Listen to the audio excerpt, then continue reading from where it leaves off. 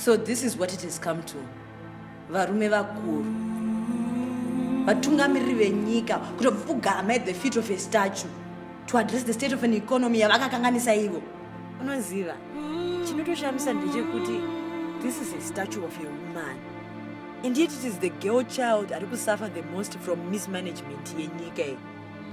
Kokuzoti resources avari kudya.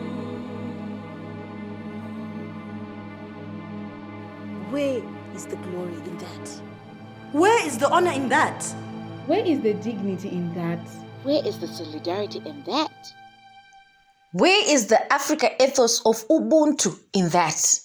Hunhu wedu takaisepi nai?